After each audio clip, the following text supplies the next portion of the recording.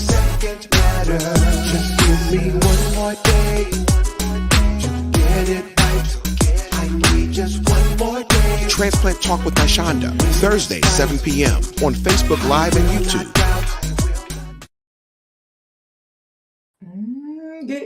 Good evening, everyone. Happy Thursday. It's Thankful Thursday. Thank God it's Thursday, followed by thank God it is Friday. So I am super excited to be back here post Hurricane Ian in Florida. Thank God Jacksonville was not. Well, let's just say we are blessed. We were spared. But to the family in Southwest Florida, our prayers are with you as you put back those pieces of your life together. Okay, so what's up again, everybody? It's your host, Nashana Larimore. You know, I am the hostess with the mostest. So we're coming to you today, and I brought back a good friend as my bro. We affectionately call each other bro and sis, and I'm just delighted that we can have those sentiments with each other. And I want everybody to remember now, Save 1,000 Lives is, we are a nonprofit, and we're about helping to clear up any kind of myths about organ donation. So, of course, I have to do my thing first. I have to find out where is everybody from. Hi, Steve. Hi. How are you? It's been a minute. We need to talk, sir. We need to talk. Call me. Okay. So I'm just excited, but I need to let you all know, if you ever decide to become an organ donor and you want to do it in honor of my late husband, Leonard Wayne Larimore, you could go to Donate Life Florida and be able to register. And let me make sure I have the picture here. I always do. All right, so you can go here to Donate Life Florida, put your first name, fill that information out, click other, and click on Save 1,000 Lives if they, when they ask you, how did you hear? And then we are able to receive the count for that in honor of the late, great Leonard Wayne Larimore, my late husband. So I promise not to hold you all along today. Again, we're going to see what has been going on with Mr. Emmitt Henderson III. I got to make sure I say Emmitt Henderson III. All right, now the show can really begin because my parents have logged on. So they are here on with us, and I am forever grateful to them. And they're watching from Tallahassee, Florida. So I was watching my brother's post, and it was a few months ago, back in May, June, and all of a sudden I started seeing these, prayer hands going up and, sending prayers to him. And I'm like, wait a minute. I have to call him. So I did. I reached out to him and I asked him, I said, bro, what's going on? Because I'm a little nervous. I need to know what's going on with you. Are you okay? And so we began, to speak about it. And I told him, you have to come back on the show, right? You have to come back on the show. He has been a world traveler, honey. He has been traveling the globe, giving information about lupus. So he is a male with lupus, and he's also a kidney recipient. But he's back on the show to tell us what's been going on. So I had to bring him back so that, anybody that has questions about, hey, what's going on with Emmitt, because he's always so gracious. He serves as the host of my mental health podcast as well, where the men are talking about mental health and organ donation, and he does a fabulous job. So today the roles are reversed, and we are questioning him, just trying to catch up and see what's going on. Now, the most important part now, I need you to text, tell, and tag somebody about this broadcast, because it's a very important one. And anytime that you can educate someone, and anytime I can learn something, I am always here for it. So, hey, Cedria, yes. Sending love to you, Emmitt. All right. So again, make sure you text, tell, and tag somebody. I have to bring my brother on in style, and I gotta give him. We must have this red carpet curtain open up just for him, and then he will be right on. Stay right there.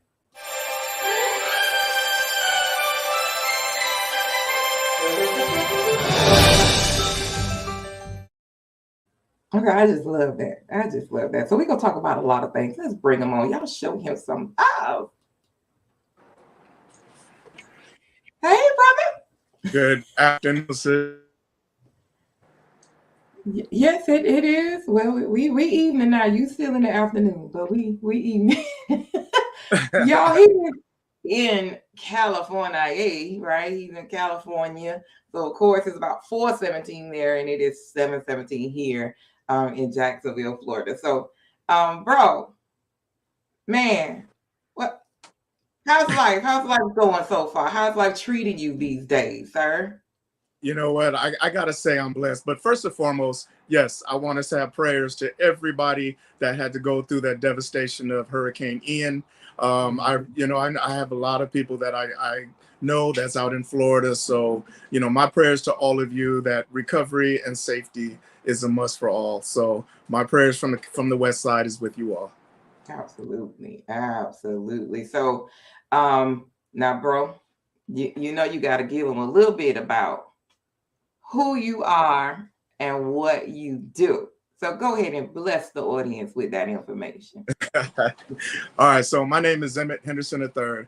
I am a CEO of my own nonprofit organization called Male Lupus Warriors. My whole point of creating this organization is to, encourage men that we go through an autoimmune illness or any type of illness or any type of setback in life, that we still can remain strong no matter what we go through. And it is okay to talk about what we go through for like-minded people that can relate. Sometimes we have the stigma of always being strong and always being healthy and not showing any vulnerability or weakness. But are we really strong, or are we faking how we really are?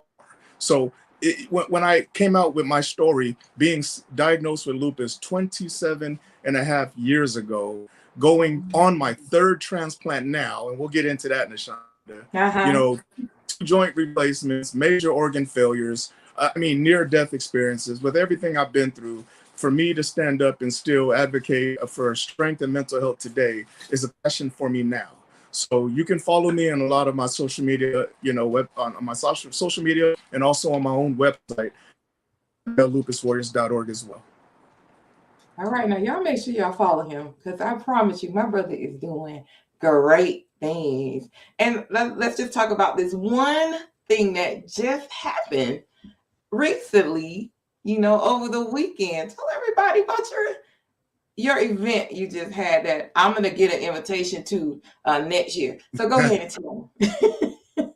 Yeah, a couple guys of us that's in this organization or in this game of lupus advocacy, we decided to hold a lupus gala event, a party basically for lupus warriors and supporters by lupus warriors.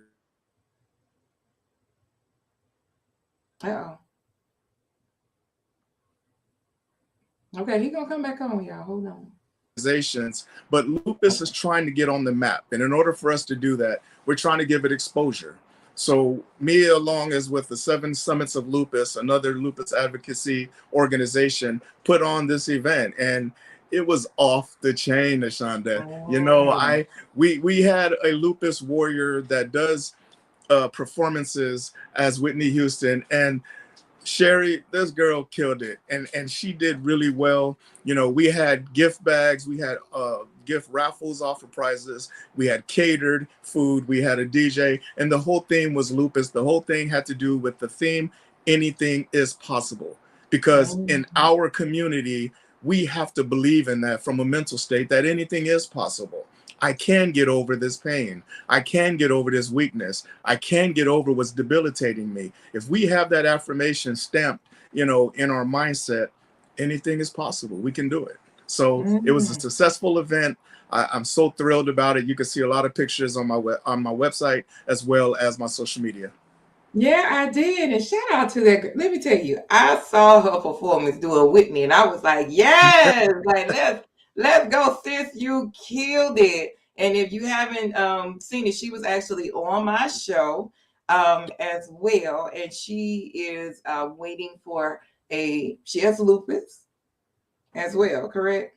She And does. she's waiting for her she's ready, she's in need of another kidney as well. So shout out to her. I saw it. I saw her get the ladies up and do all the dancing and everything. I was like, I'm over here trying to make sure we don't have a hurricane, and they over there partying it up over there in San Diego. So we had to work something out so I can make sure I come and support you. I'm pretty sure my parents will come support me. Say, come on, baby, let's go.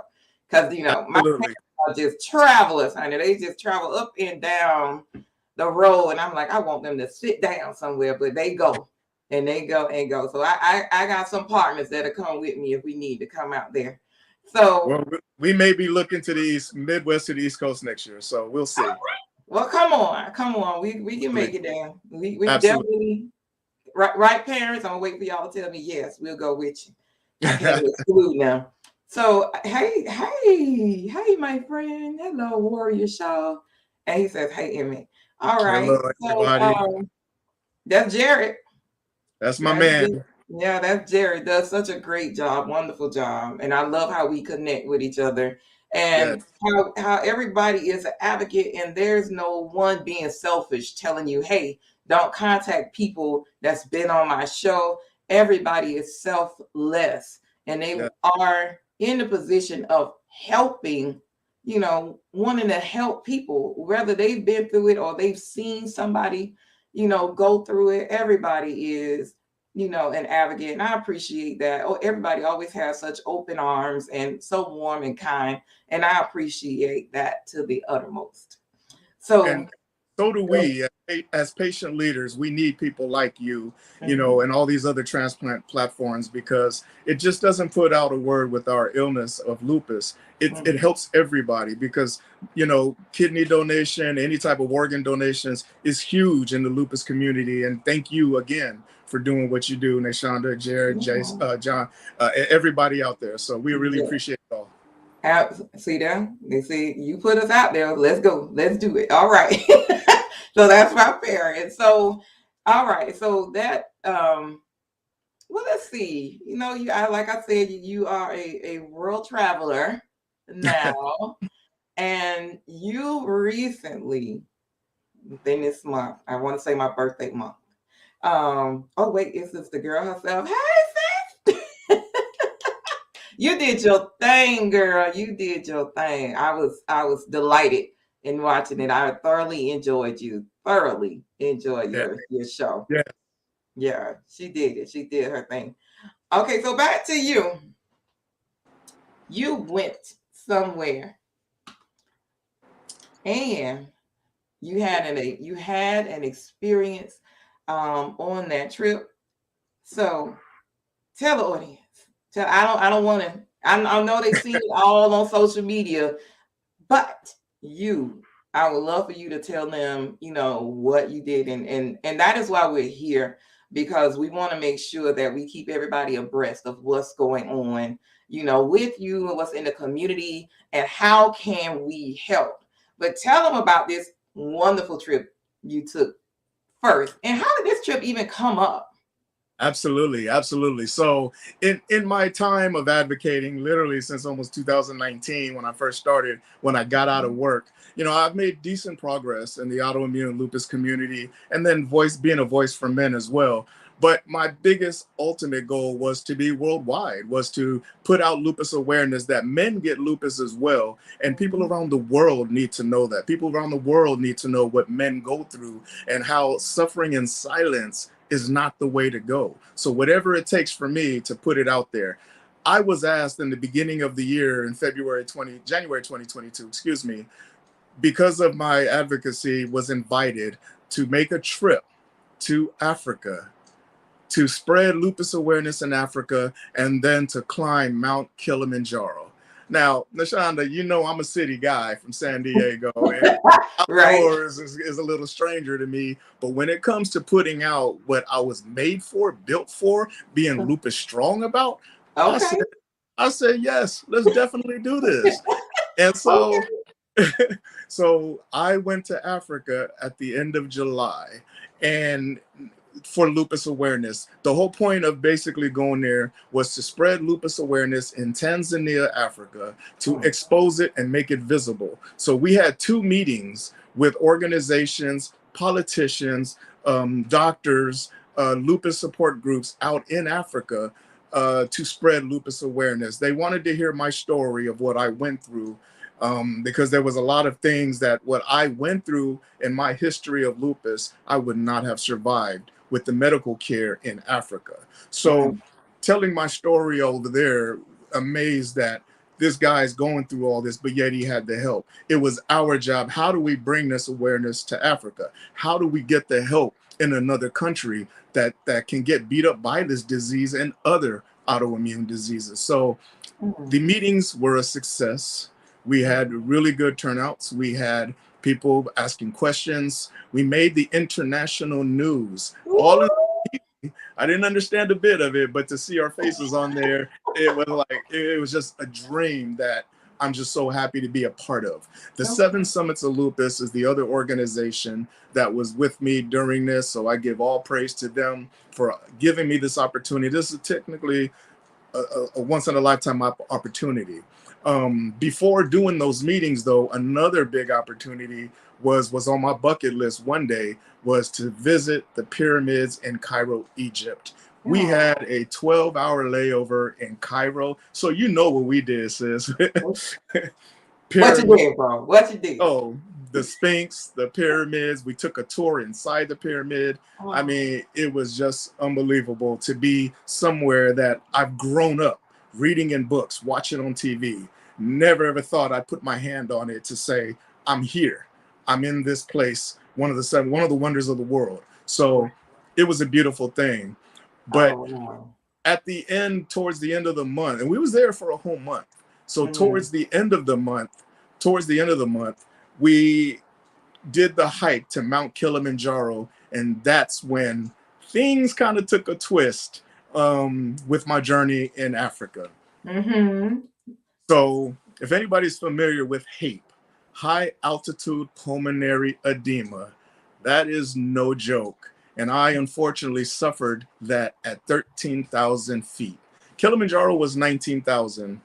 Here in San Diego, the peak we have is like 11. And I did that like, okay, that was cool. That was easy. But let's see, Kilimanjaro is still a whole different animal. On my way up to 13,000 feet where I made it, I was pretty much exhausted with trying to breathe, basically. So when your body reaches a certain altitude sickness can kick in. Even though I was taking medications to prevent that, even though I felt like I was in good physical shape to do it, my history with lupus, lung disease, heart failure, kidney failure did not stand up to that. So at 13,000 feet, the medical team saw me gasping for air, which I'm gonna tell you, sis, it literally felt like I was gonna take my last breath at one point. Pulmonary edema is when your lungs start to fill up with water. It's like I was basically drowning. And it was tough. It was tough. So one of the best things that I ever could do, and thank you to the community that reached out to me, was to listen to your body. When the ego in me, the guy in me said, you know what, no matter what, I'm gonna keep rolling. I'm gonna keep going. But I gotta also know who I am and what I've dealt with for over 27 years. And it's this disease called lupus and organ failures that I had. And with all of that, I listened to my body and knew that when the medical team at that point said that they don't think I should continue, I agreed. I agreed. I put all to the side. I put all my pride and ego to the side and was like, this is actually my life. And opportunities are going to keep coming my way no matter what magnitude. And therefore, I got to be around to take that opportunity. If I would not have listened, ain't no telling what would have happened. Yeah, we wouldn't be talking right now. Probably not. We would not. And just to show you, let me make sure. Hey, hi everybody. Hi sis. Hi Tanya. Hey Franklin, my producer. Hi y'all. Listen, Tony said true warrior. My father's like, oh my God, you know. And so yes, your title of Lupus Warrior is very, very befitting of who you are and what you do. But I have to say now, you know, I'm a widow, but you know, you having used to be a wife, I'd have been like, I don't know about this, you know, all kind of red flags. But you did the work. You didn't just say, hey, I'm going there. You were making sure that you were prepared, and you went to the doctors and you were finding all the necessary information that you needed. And so that is what helped you. Daddy, yes, that's what helped you make that decision. Now, Daddy, I told him that too. I said, I know you have to take all those shots to go to Africa. And so he's asking, you know, how did that play out? You know, and thank you for listening to your body. So how did that play out with the shots? Because y'all have to take shots anyway. Right. Major, thank you for asking that. That was something that I knew needed to get done.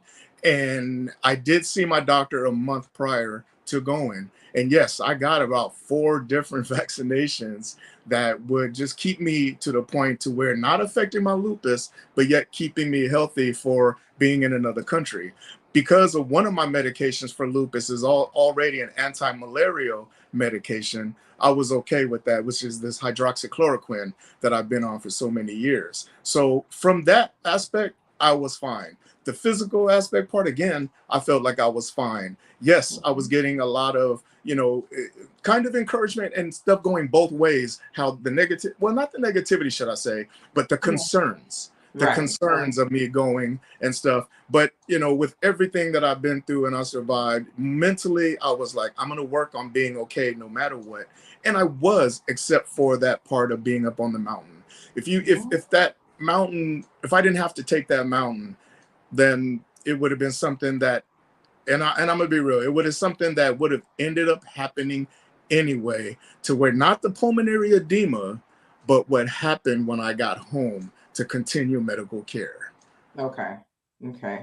So, and again, that's why we're here, so that we could talk about it. And I told Emmitt that, Emmitt, you're now a case study, because there are not too many people with lupus that have traveled, you know, to, first of all, to even say, okay, yes, we're gonna go attack that mountain, because there's a lot of preparation to get up that mountain. You just don't wake up and say, hey, we're going to go climb that mountain. How did you learn how to climb anyway?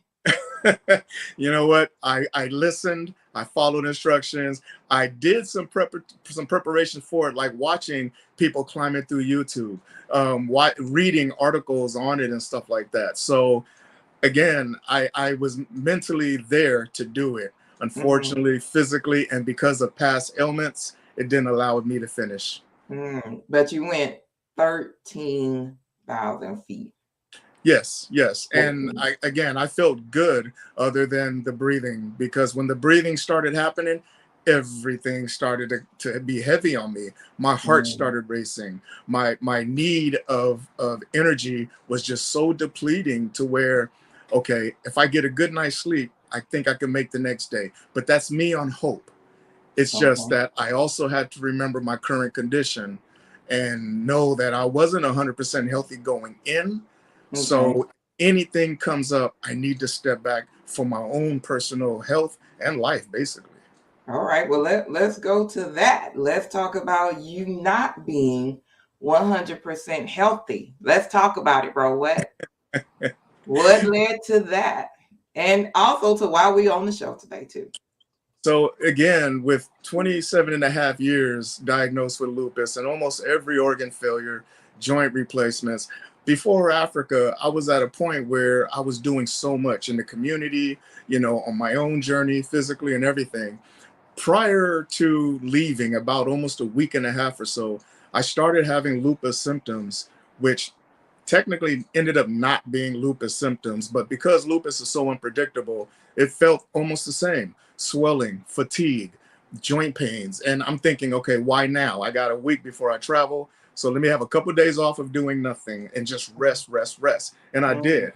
However, what ended up being the problem, having the pulmonary edema, all that did was elevate what was existing in me already happening. What ended up happening is that when I got home from Africa, I was still so sick to the stomach.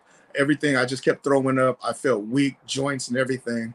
I got home at about maybe midnight. 3 hours later, I was in the emergency room here locally in San Diego to be told I was in kidney failure.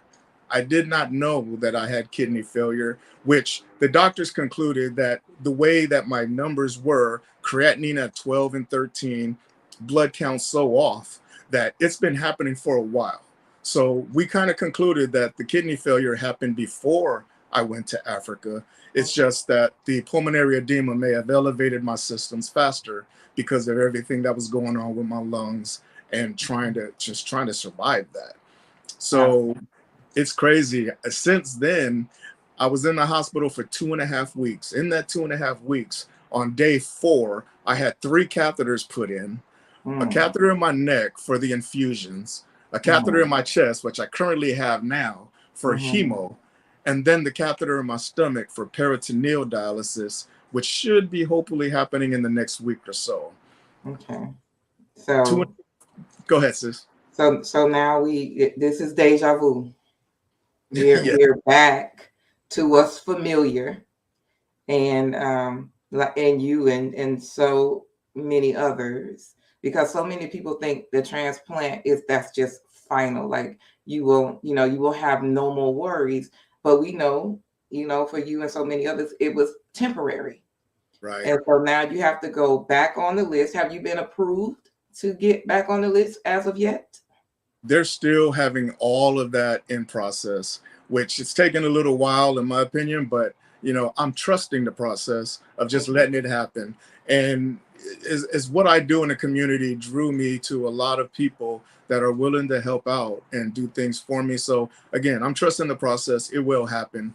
And one thing I do got to say too, though, is that the more people that help out anybody as an individual, whether they're a match or not, they're helping so much more that they may not know, because if they're not a match for me, they're a match for somebody that could use it and that needs it right now. So definitely encourage people to continue doing what they got to do to support, shows like yours, transplants, organ donations, because somebody out there needs somebody. Absolutely. Absolutely. So again, this is why we do what we do. And I know you actually gave me the name. You said you're the force behind the voices, and I love that. I cherish that brand, the force behind the voices of organ donation. And what we do is so important. I think you are always visible online. You're always telling your story. You're never shy about it. You will jump on someone else's platform to help increase awareness. And that is what we are supposed to do as a people. Each one teach one, help each other. And, that is the wonderful thing about life. Just being able to put yourself in a posture. And I love, even though I am in education, I love putting myself in the posture of learning, just like learning that your creatinine, I never knew how high a creatinine level could go, so you're telling me that it being at 12, and then, especially everybody they don't know the different types of dialysis that people, have to go through. And if one works for you, if another one, one might work for you, another one don't work, and, I have a friend that, he might, hey, Derek, I know you better be watching. I just want to make sure that, that he's always okay. And so guys, it is very important for you all to become organ donors, and then also kill all of these myths about organ donation. Please kill all of the myths now, because here in the United States with Donate Life, LifeQuest, it is a certain protocol that you have to follow. It doesn't matter how much money you have, and that's not going to put you at the top of the list. You cannot go and buy someone's organ. You can't, not here, I can't speak on other countries, but here in the United States, there is a system that has to be followed. Okay. But Emmitt, I know you received your kidney from your brother. So how did he take the news that this was happening to you? Manny, right? Yeah. My little brother Manny gave me a kidney 2013. 9.5 years of good life, of energetic life, of normal life is how I felt with the ups and downs of lupus. But that was a game changer then. Now to find out that, it was my body's in rejection again. Yeah, it took a blow to the family of what's going on, because they seen me during that time, 10 years ago when I was really struggling without a new kidney. And so it's kind of like, once I got the new kidney and they saw me back to my normal self, everything was kind of put behind, to where, you know what, he's doing well. They know me, that I'm always pushing to keep strong, stay strong. So they know that. Now that the setback is again, seeing these tubes coming in and out of me, stuck in the hospital again, I never really thought that that would be something I'd have to go back to, because I felt I was so far along. But that just tells you the unpredictability in our health, and and not to take things for granted, because even though I was out there doing everything, I still knew that deep inside me, I had an illness that can awaken any day now. And so live life like it's your last, and do everything every single day. That's why I didn't hesitate to Africa. That's why I don't hesitate to do speakings in these other cities, because that opportunity is there, because I'm here to do it. Absolutely. But it was a blow to the family, and the response that I got from the community by, being transparent, that saying, I am sick, but it's okay for me to not be okay right now, because it's just a matter of me getting over this, trusting the process, and then getting back to who I am and doing what I do. So, when it comes dark, there's always going to be light. It's just that I believe that, and I want my family, my kids, everybody to know that in the darkness there will be light. We just got to be mentally, knowing that, and be prepared. Listen, I think we can end the show with that right there, unless somebody else has some questions. Like you said, and as I had to learn myself, that even the storms run out of rain. Even the storms run out of rain. So I would just okay. So my dad said, "Well, you don't look like what you've been through. So Godspeed, and go forward." And he said, you're ahead of millions that have not set foot in Africa on that big old mountain. So look, you climb a mountain with lupus. So you went and climbed the actual mountain, and I think that's just wonderful that you have no fear, and you're wise enough to know to listen to your body.